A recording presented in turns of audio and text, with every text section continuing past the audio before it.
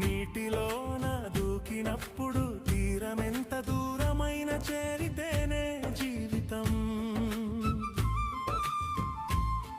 తల్లిదండ్రుల దీవెనుంది, దేవుడిచ్చిన దేహముంది, కావలేనా ఇంతకన్నా కొత్త చరిత రాయడానికి.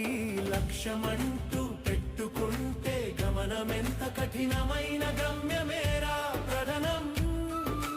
నీటిలోన దూకినప్పుడు తీరమెంత దూరమైన చేరితేనే జీవితం.